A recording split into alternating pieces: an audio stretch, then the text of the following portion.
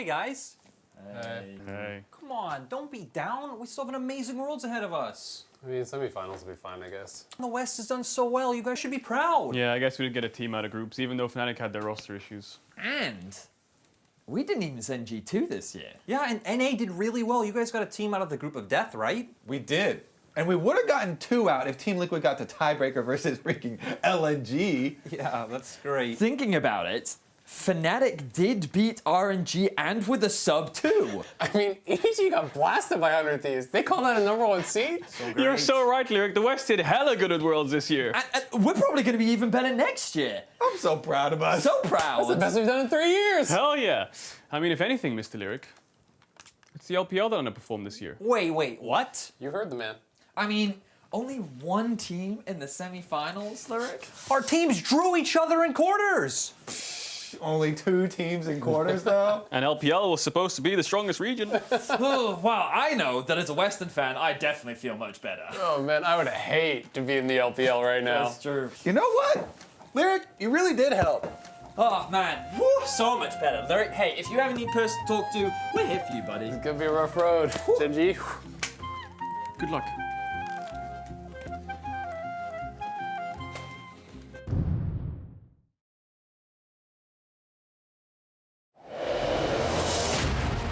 It all leads to this.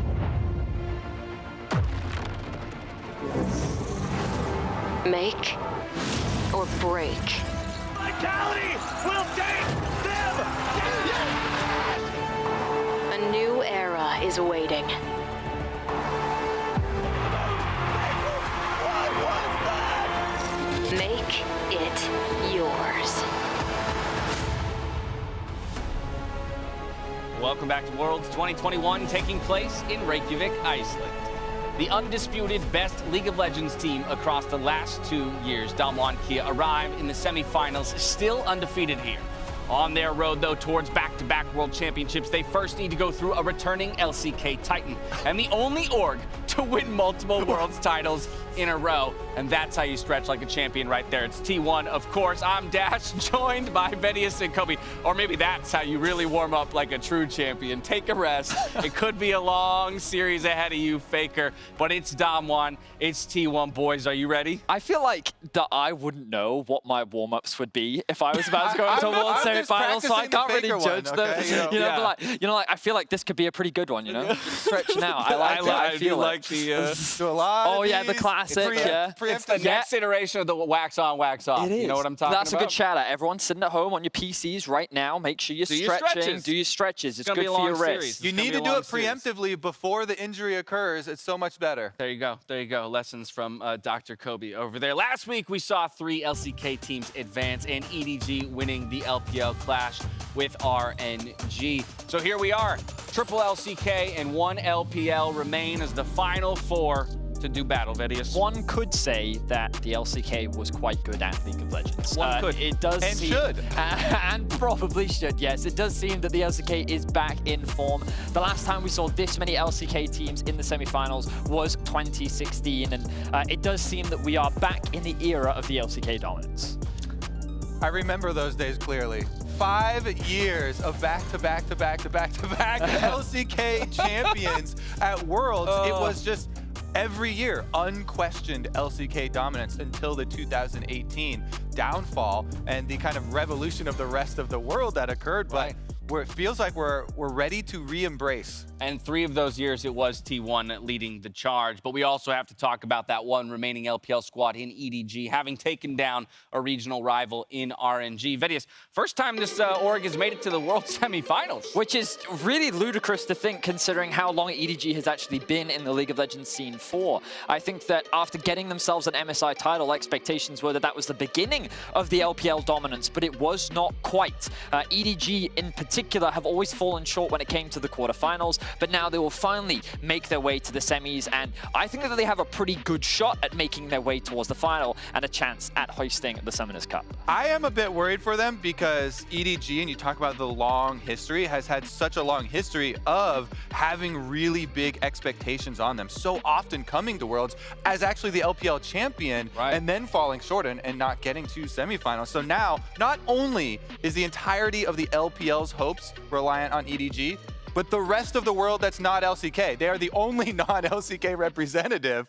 And if you want a champion other than an LCK representative, then this is the go-to. So there is a lot of pressure on their shoulders. And to me, it's also really funny that when they kind of look across the table and they see everyone that they're going up against, world champion, world champion, world champion. Every single organization has some sort of pedigree in that regard. And EDG's like, well, I'm just happy to be here. You know, it is, you know, for the first time making a semifinals. But I do think that based on their performance last week, I think that they do still showcase a lot of strengths. And I know that looking forward, I'm still a big EDG favorite to make it to the final. Well, the first team they'll have to go through when it comes to those World Championship organizations, Kobe, is Gen G, having swept their way through Cloud9 to get to this point. EDG, the only team to have even dropped a game in their quarterfinal, albeit I think many would look at RNG as one of the tougher opponents to have faced. Yeah, and I think EDG would like it this way. You know, it's kind of a ramping, yes. It's a ramping build-up towards the LCK big battle bosses of T1 and Dom1.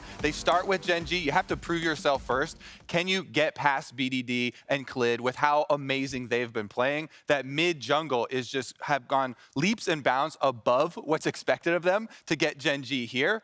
And they're going to have to keep it up if they want to get past. I like to call out that it's probably the best of the matchups they could have in the semifinal, but it does seem that at least the community at large is starting to warm up to the idea of Gen G being a bit of a powerhouse. Yeah, it definitely seems that way. But for me, I do think that Gen G is very reliant on their mid-jungle, whereas EDG seems a little bit more well-rounded. Of course, the question is, can they show that same caliber going into the best of fives tomorrow? It's definitely going to be an exciting series and one that will shape up what the finals looks like. All right, well, from here, we are going to step away for a quick moment, but when we return, I'm joined by Chronicler to set the stage for today's semifinal. It's the clash of the LCK Titans T1 versus Dom1 KIA. Catch you here soon. As we go, though, let's look back at the quarterfinals when FLICKR sent Hanwha Life Esports to the Frozen Tomb in our State Farm Assist of the Week. It's time for Assist of the Week, presented by State Farm. T1's team play makes it almost impossible to find one assist that doesn't involve the entire team. Here's a perfect example where they take down Hanwha Life Esports in quick fashion at the Herald Pit. The answer, so that means Hanwha should be able to get Shirley, but the Runelite Vigil comes down. That's stolen away though. Owner actually diving forward. FLICKR using his ult to make sure no one can get out.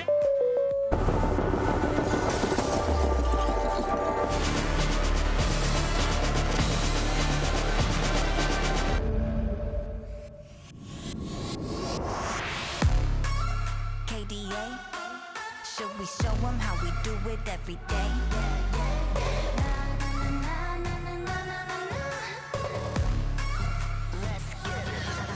Kali that girl, Kali go girl, Kali gon' stop, Kali gon' skirt, Kali got a job, Kali got a word. 뜨거워 언제나 don't get burned.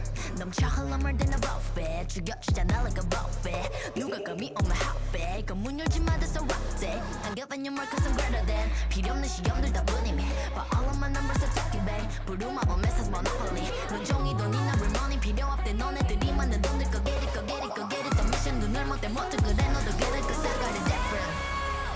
All I'll ever know is life upon the throne. 시작하면 끝을 보는 거야. You want more? No, I got it so deep down. You look like you could use some more. No, I got it, never running low. Yeah, I got more than enough, set it up and away. You know I got it like bomb, bomb, blow your mind. Never giving less, and that's how it'll stay. You know I got it like all day, all the time. When I go, it's for gold. Get it cool, but I'm cold. I don't fit in a mold. I'm a rebel. I don't do what you say. Making moves, I don't wait while I smile in your face. I got different DNA. What's higher than the top? That's me. Come take a look before falling at my feet. 조용히 몸을 숙여봐. So take a look, 나를 기억해, queen. All I'll ever know is life upon the throne. 시작하면 끝을 보는 거야. You want more?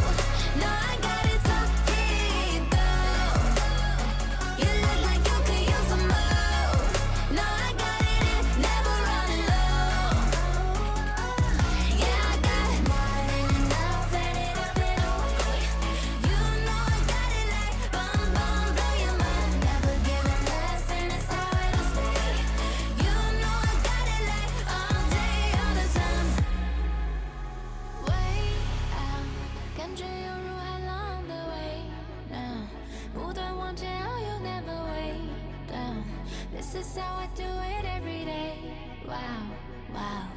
这一路上的奇迹都记住了你的每一个瞬间，无比的耀眼。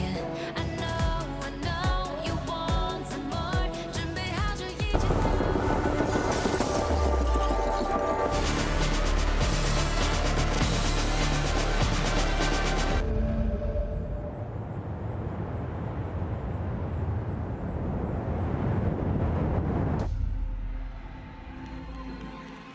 우승했을 때가 가장 기쁜 순간이었던 것 같고 SK Telecom have overcome every challenge. They are the undisputed best team in the world. 5년 동안 우승을 못했는데 이렇게 오랫동안 우승을 못한 것이 굉장히 좀 이전의 우승들이 오래전 일처럼 느껴지고 있고 The SK Team dynasty is over. 이렇게 또 4강에 올라오는 것이 굉장히 또 흔치 않은 기회라고 생각을 했고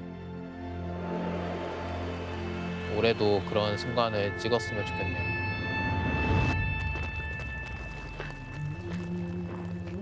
많은 분들이 이제 뭐 넥스트 페이커라고 해주시는 것도 좋지만 만약에 넥스트 페이커보다는 살짝 욕심부려서 그냥 쇼메이커라고 나중에 이제 불릴 수 있는 DWG KIA up against T1 in the semifinals, and you have to feel it's a passing of the torch. 일단 저도 되게 존경하는 인물이기도 했고 월즈를 2연속 우승하는 게 진짜 쉽지 않다고 생각해서 담원이 아직은 조금 이럴 수도 있지만 T1의 왕조나 유산 같은 거를 따라갈 수 있는 잠재력이 충분히 있다고 생각합니다.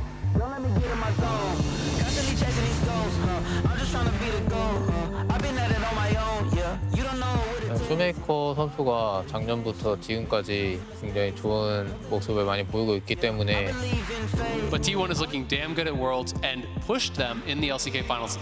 고우스 선수 쉽지 않은 원딜이라고 생각하지만은 저는 제가 가장 잘하는 원딜이라 생각하기 때문에 It's that new era where FLICKR's coming in with that veterans experience, and a lot of it's in those rookie players in Owner, in Gumayushi to go on ahead.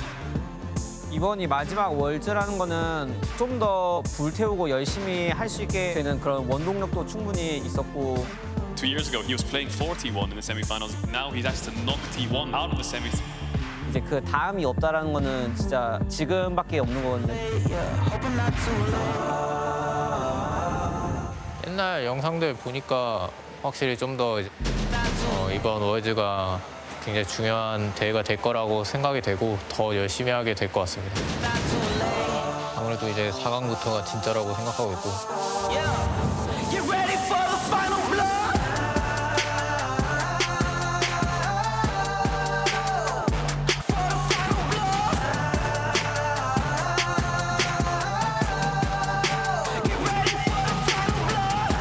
항상 제가 밴딩 챔피언들을 꺾어왔기 때문에 이 리그 오브 레전드라는 엄청난 인기 있는 게임에서 뭐 저의 이름을 남긴다는 게 되게 뜻깊다고 생각하고 예전과는 다르게 저 자신 스스로를 넘기 위한 도전이라고 생각을 하고 있어서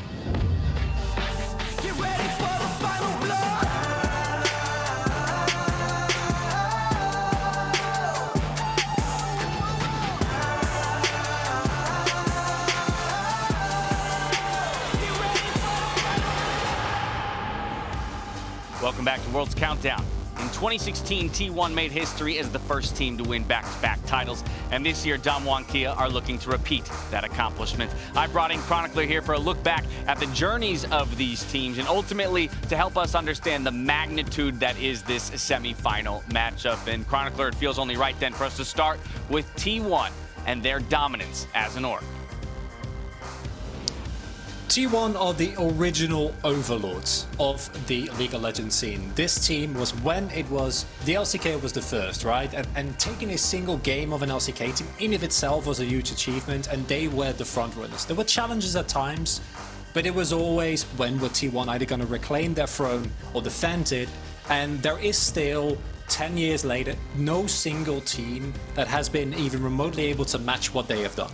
I mean, 3 world titles over the course of 4 years is that T1 dynasty that we talk about. But ever since then, it's been about, the road back to that dominance, recapturing it, and it's been a tough one, to say the least. And it says so much about the type of player that FLICKR is, right? That this organization, the passion that they hold, that they fall at the final hurdle, and falling at the final hurdle is just not good enough, right? When you've won the World Championship 3 times, the only thing that can really make you match your own record, chase your own dreams, is that final. And thus far, they have been unable to do so. I mean, FLICKR has been the centerpiece of it all, and the fact that he remains on the roster and in search of that world title is a testament to his ability and his experience. But the players around him, the names and faces around him, have constantly changed, which brings us to the roster that we see out there on this stage today, flanked by a bunch of rookies. And the coolest, or one of the coolest things, there's a lot of cool things to talk about here, but one of the coolest things to me is that FLICKR's role in this team has also changed, right? If you take up every player that he's playing with, combine it all, their international games, triple it, it's still nothing compared to what FLICKR has. It's still less, and it says so much about a player that used to be known for just single-handedly outplaying everyone, now has become a facilitator, has become a guiding light for these incredibly talented, individually skilled rookies. I mean, the only player on this stage to sport triple digits in international games. Damwon, as a roster, though, it needs to be noted that while individually maybe none of them stack up to FLICKR and his legacy, as a unit, as a team, this roster of 5 is quite experienced. And if you started watching League of Legends a year or 2 ago, this is all you've known, right? This is the team that has been the big frontrunner for the LCK. They have been so incredibly dominant, back-to-back domestic championships, were unstoppable in 2020 summer when they won Worlds, unstoppable domestically in the LCK this entire year, and they are really the new faces of what Korean League of Legends has to offer. Now, falling just short, people will remember at MSI, but it was a game that separated them from capturing that title. But I'll note, too, that here at the World Championships, it feels like they've unlocked another gear, right? Undefeated still at this point, but they've hit that next level. And I think that Damwon, much like last year, have had a transformative journey. Last year in spring, they weren't the most dominant. This year, they dropped at MSI, weren't able to get it all home for the LCK, and then they had their roster swaps, right? They gave Ghost a break, but the way that they've come back is incredible. Haven't dropped a single game of Worlds yet, and that's a level of dominance that even in their heyday, T1, haven't always been able to match. Big piece of that level up is, of course, Khan up there in the top lane. His final year of play in the League of Legends scene, and he's still looking for that one title that's eluded him, the World Championship. And Khan is a player of such incredible pedigree that if you look at what he represented when he came onto the scene, right, the miracle that Longzhi was able to find one of the teams that was actually able to match those Titans at the time SKT, and the fact that this player who's domestically been so successful doesn't have that international title yet is insane in and of itself, and he's been so outspoken about this. Even in LCK Semifinals, he was saying, I can't celebrate yet. I'm not done yet. I need to win that world's title. Well, and while he searches for that first individual world title, it's a good opportunity for us to step back, out to a macro lens and take a look at these orgs and the titles that they've picked up. Because as you mentioned, newer league fans, they'll remember the Damwon dominance, which is what has accrued those titles that we see over there on that one side of the screen. But the ones closest to me right here, I mean, this is just an absolutely nutty number of titles. It's just says so much that even with how good Damwon have been, with how dominant they've been domestically, with how close they've come to winning it all, of course, dropping MSI, over the last year and a half, it's easy to forget that even with all that, even with how good they looked, they're not even close to T1. And that's such an insane achievement of this organization, and like why there is so much going into this match. It is important, though, to note as well that recency matters, right? And of course, that's where people will look at. I think Damwon still is very much a favorite in this. But as we pull up this year's Spark Notes, Chronicler, I wish you and I had another 2 hours to talk, because I know we could talk. And here's all the things we're not really going to get to. We're gonna hit all of these, right? You told me at the time. How quick Like, can you we're read? gonna get in all of How them. quick can you read? There's all Ready, the go. storylines. Start reading No, them out. not fast enough. I was wish we promised did. more time. I I need really to wish talk we about did this. because this matchup means so much and there is so much attached to it. We've already seen it once, in fact, in the Korean Summer Finals, and Kobe is going to run us through the strengths showcased by each of these teams in Neighborhood Tactics presented by State Farm. Thank you, guys. Thank you so much. Yes, because both of these teams just stomped their quarterfinals to get here, I wanted to pull some clips where they actually faced some real competition, each other, from the LCK finals. And I wanted to showcase one of the topics here. There are so many to dive into with this matchup, but I feel like communication and coordination had such a big influence on so many of these individual plays from this series and was wildly responsible for the final result of the 3-1. So first, we're gonna take one clip here showcasing the youthful exuberance and the new attitude of T1, the very aggressive T1 now that we have with all of the younger players here, and how it actually turns around on them when they don't stay coordinated. Play number 2 will be much more positive for them. Let's play through number 1. Okay, first up, let's set the case. Canyon is flashless on Trundle, so no mobility here. They want to set up a counter to punish him for the kill that he just flashed for on top lane. This is a very good idea for T1 because they've got teleports from both Kana and FLICKR to pull this play off. So Owner, very aggressive, flashes in, gets the stun on Canyon. They know he has no escapes left, just the W speed goes down. And so they're willing to commit to this dive with the health lead, lands the extra stun, throws down the ward, teleport comes in from FLICKR. But the problem occurs here, and let's pause. There are just so many things drawing SKT in different directions. And this is where a lack of communication on what the goal is for this play. You've got a large wave here building. So Kana, top laner, thinks, oh no, I've got a giant wave, I have to go top lane. All right, so the play then is gonna disperse going up top side, even though they've chunked out Canyon. And FLICKR is thinking, I gotta chase down this kill on Canyon. Low health Trundle, no flash, he is gonna die. So FLICKR's going down this way, and then the Scuttle Crab has just spawned. So Owner wants the Scuttle Crab, and you're going 3 different directions in executing the end of this play. That's where it all goes wrong for SKT. A beautiful setup gets turned around on them because guess what? Showmaker, after getting pushed out by the numbers advantage, just turns around. He sees the opening. Oh, you're going for Crab. You guys are leaving FLICKR to dive. The worst case scenario is that FLICKR actually gets outplayed on the bottom side of the map. Canyon just dodges with perfect movement from him and actually makes FLICKR look silly, flashing for that. But on top of it, Showmaker comes, gets the kill because nobody protects the escape of FLICKR. And you can also see the mid wave now is going to push away from FLICKR right into Showmaker's waiting arms. And then this just puts SKT in such a deficit for starting out this game. Let's talk about how they do it really well, though. They're actually rewarded for their aggressive style. This, we're going to talk about Rift Herald. It's something that always galvanizes T1 and focuses them. They always want to go for these fights up by Rift Herald, so we're going to set it up. You see them walking over Vision. Damwon are coming to contest. They have the Diana in the river, and so immediately you can see the communication from T1. It's very good. You have Kana push up this top lane. He's going to get priority here, and Owner's going to blast cone with his vision advantage right onto Canyon to force the 1v1 and give you this opening. And we'll see the differences in the split seconds that this decision making actually has huge advantages, because even though Showmaker has made his way into the river, they've already got the early health lead, flashes in onto Canyon, they get the kill, they're able to then focus everybody else. Bottom lane pushes out the DK bottom lane from the mid lane of the river, and then Owner gets another stun, setting up FLICKR to all in, no hesitation here. And T1, they just take this small opportunity, they blow it out of the water. This is multiple kills getting chased down. They're gonna find Showmaker in the bush as well, and the Rift Herald on top of it. And this is the explosive SKT that gives people hope that they have a chance in this set versus Damwon.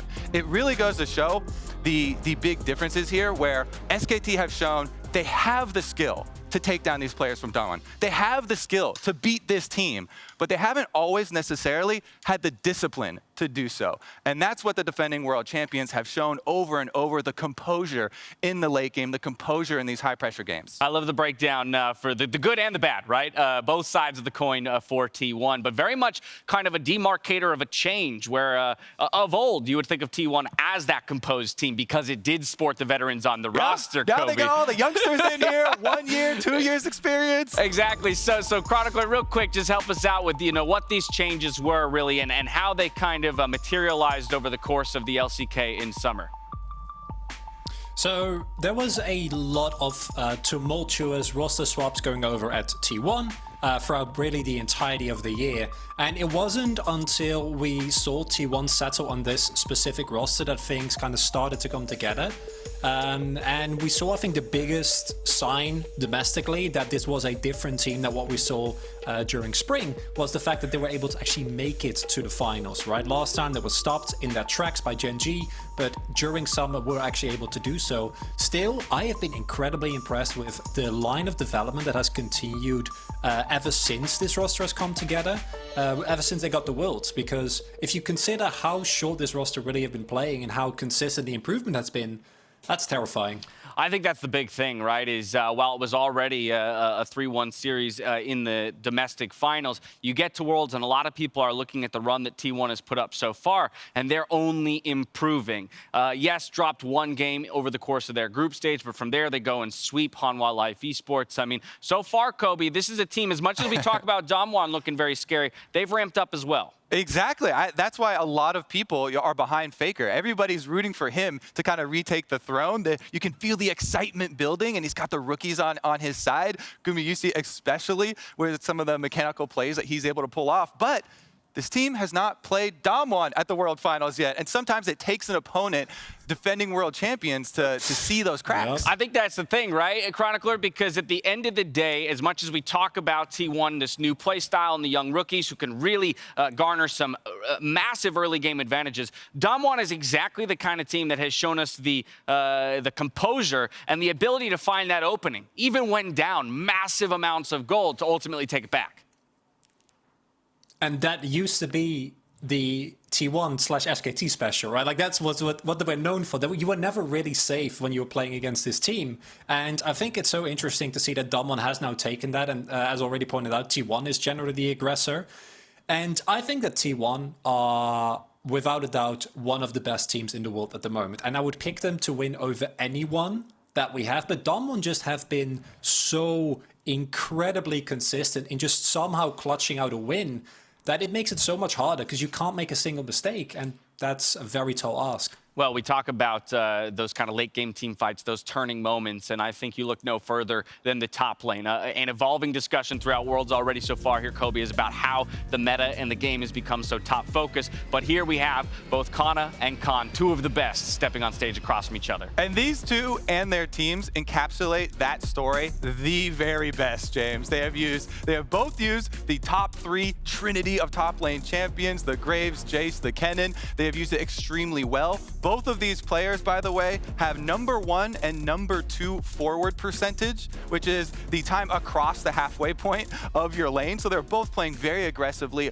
far up in the map. And we need look no further back than the 3-1 finals, where every single first blood, every single first gank was in the top lane. I expect the battlefield to remain there. One of the many all-important matchups in this series, but throughout history, we've seen many great mid laners. One name, though, shines above the rest as the pinnacle when it comes to mid lane competition. That, of course, is the greatest of all time in FLICKR. Today, the three-time champion fights for a shot at reclaiming the title against the superstar that's taken on the mantle himself to try and take it back in our featured matchup presented by Mercedes-Benz.